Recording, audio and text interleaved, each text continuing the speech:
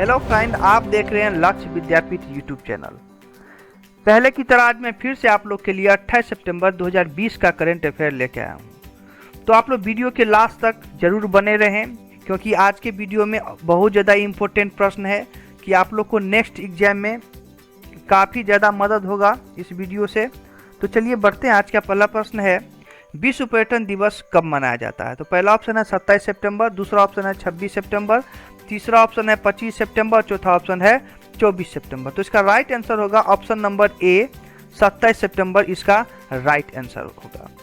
तो इसका व्याख्या नीचे दिया हुआ है, आप लोग अच्छे से वीडियो को स्टॉप करके और व्याख्या को बढ़िया से पढ़ के समझिएगा।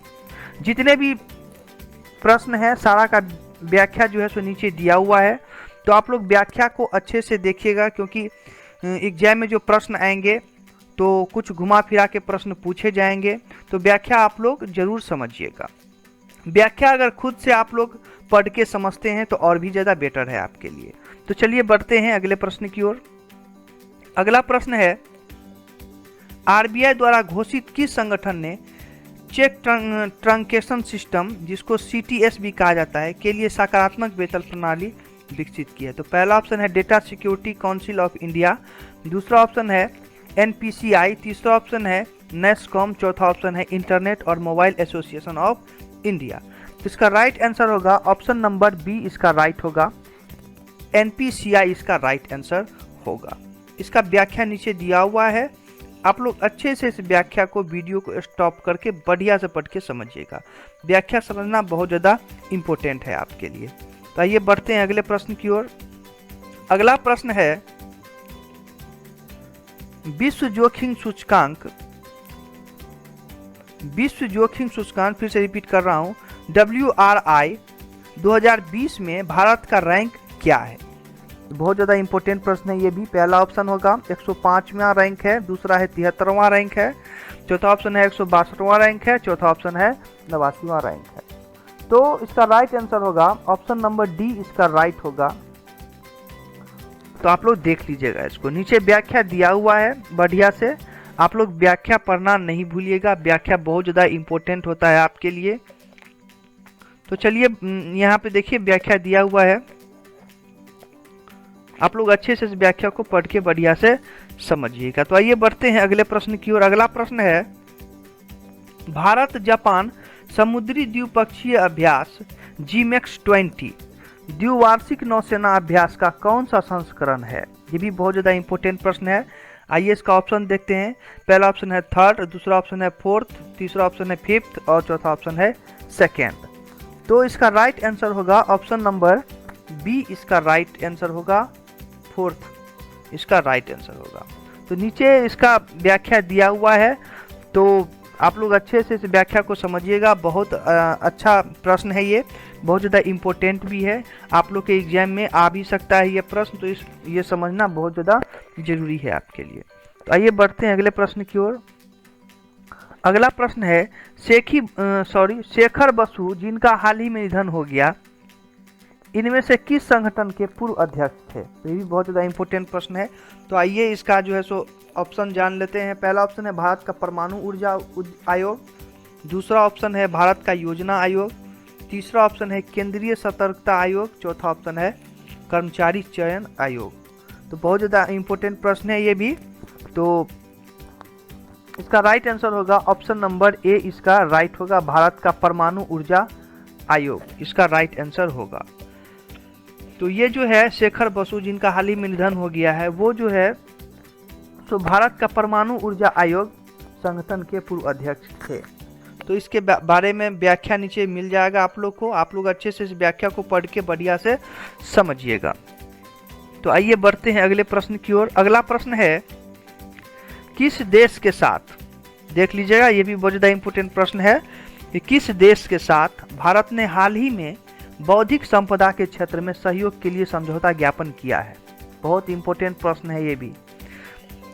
पहला ऑप्शन है सिंगापुर, दूसरा ऑप्शन नीदरलैंड, तीसरा ऑप्शन है डेनमार्क और चौथा ऑप्शन है बेल्जियम। तो इसका राइट आंसर होगा ऑप्शन नंबर सी, डेनमार्क जो है इसका राइट आंसर होगा। और जितने भी प्रश्न आप लोग को मिलेगा इस वीडियो में, जितने भी करंट अफेयर का प्रश्न मैं लाता हूँ, वो बहुत चुने गिने प्रश्न होते हैं, बहुत ज़्यादा इम्पोर्टेंट प्रश्न होते हैं। तो आप लोग एक एक प्रश्न को अगले एग्जाम के लिए देख लीजिए आप लोग। ये प्रश्न बहुत ज़्यादा इम्पोर्टेंट होगा आप लोग के लिए और काफ़ी ज़्यादा मदद करेगा आप लोग को एग्जाम में। तो एक भी प्रश्न को आप लोग नहीं छोड़िएगा। तो इसका राइट आंसर होगा डेनमार्क। इसका व्याख्या नीचे दिया हुआ है, आप लोग अच्छे से इस व्याख्या को बढ़िया से पढ़ के और खुद से समझिएगा, खुद से पढ़ के समझिएगा तो आपको और भी ज़्यादा बेटर समझ में आएगा। तो चलिए बढ़ते हैं अगले प्रश्न की ओर।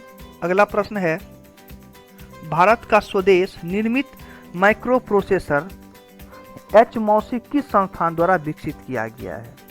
बहुत ज़्यादा इंपॉर्टेंट प्रश्न है ये भी। पहला होगा IIT कानपुर, दूसरा होगा IIT दिल्ली, तीसरा ऑप्शन है IIT हैदराबाद, चौथा ऑप्शन है IIT मद्रास। तो इसका राइट आंसर होगा ऑप्शन नंबर डी, इसका राइट होगा IIT मद्रास। आप लोग देख लीजिएगा और नीचे जो है उसका व्याख्या दिया हुआ है, इस व्याख्या पर भी आप लोग अच्छे से नज़र डालिएगा। बहुत ज़्यादा इंपॉर्टेंट प्रश्न है ये भी। अगला प्रश्न है, राजस्थान के माध्यमिक शहरों में समावेशी जल आपूर्ति और स्वच्छता बुनियाद ढांचे और सेवाओं को वित्त प्रदान करने के लिए दिए गए संस्थानों में से किसने USD को $300 मिलियन का ऋण दिया है? आप लोग प्रश्न थोड़ा और अच्छे से पढ़िएगा, बहुत ज़्यादा इंपॉर्टेंट है ये भी प्रश्न। अच्छे से इस प्रश्न को पढ़िएगा आप लोग। पहला ऑप्शन है एशियन इंफ्रास्ट्रक्चर इन्वेस्टमेंट बैंक, दूसरा ऑप्शन है एशियन डेवलपमेंट बैंक, तीसरा ऑप्शन है न्यू डेवलपमेंट बैंक, चौथा ऑप्शन है वर्ल्ड बैंक। तो इसका राइट आंसर होगा ऑप्शन नंबर बी, इसका राइट होगा एशियन डेवलपमेंट बैंक। इस प्रश्न को आप लोग अच्छे से देख लीजिएगा और इसको बढ़िया से पढ़ के समझिएगा। इसका व्याख्या नीचे दिया हुआ है, व्याख्या आप लोग जरूर देखिएगा अच्छे से इसका। तो आइए बढ़ते हैं अगले प्रश्न की ओर। अगला प्रश्न है, ये भी देखिए बहुत ज़्यादा इंपॉर्टेंट प्रश्न है आप लोग के लिए। इस प्रश्न को भी आप लोग अच्छे से जरूर देखिएगा। भारत ने हाल ही में एक उपकार समूह SWG का गठन किया है, जिसके साथ अन्य मित्र देशों को निर्यात करने के लिए उच्च तकनीकी हथियार प्रणालियों के सह विकास और सह उत्पादन को बढ़ावा देने के लिए किस देश के साथ है? प्रश्न अच्छे से आप लोग पढ़िएगा, वीडियो को स्टॉप करके। आइए इसका ऑप्शन जान लेते हैं। इजराइल, दूसरा है रूस, तीसरा है फ्रांस, चौथा है संयुक्त राज्य अमेरिका। तो इसका राइट आंसर होगा ऑप्शन नंबर ए, इसका राइट होगा इजराइल, इसका राइट आंसर होगा। प्रश्न को अच्छे से पढ़िए, उसको समझिए और इसका ऑप्शन व्याख्या नीचे दिया हुआ है, इस व्याख्या को भी आप लोग अच्छे से पढ़ के समझिए। बहुत ज़्यादा इंपॉर्टेंट प्रश्न है इस वीडियो में। तो आप लोग सारे के सारे प्रश्न और उसका व्याख्या अच्छे से पढ़ के और खुद से समझिए। खुद से किया गया काम बहुत ही ज़्यादा अच्छा होता है। तो चलिए अगले प्रश्न की ओर बढ़ते हैं। अगला प्रश्न है, दोनों देशों के बीच बौद्ध संबंधों को बढ़ावा देने के लिए भारत द्वारा श्रीलंका को कितनी राशि दी गई है? ये भी बहुत ज़्यादा इंपॉर्टेंट प्रश्न है। एक बार प्रश्न फिर से रिपीट कर रहा हूँ। दोनों देशों के बीच बौद्ध संबंधों को बढ़ावा देने के लिए भारत द्वारा श्रीलंका को कितनी राशि दी गई है? पहला ऑप्शन है USD 10 मिलियन, दूसरा है USD 20 मिलियन, तीसरा ऑप्शन है USD 15 मिलियन, चौथा ऑप्शन है USD 25 मिलियन। तो इसका राइट आंसर होगा ऑप्शन नंबर सी, इसका राइट होगा USD 15 मिलियन, इसका राइट आंसर होगा। इसका व्याख्या नीचे मिल जाएगा आप लोगों को, आप लोग अच्छे से व्याख्या को पढ़ के और बढ़िया से समझिए। तो आइए आते हैं आज के आखिरी प्रश्न की ओर। ये भी बहुत ज़्यादा इंपॉर्टेंट है ये भी प्रश्न।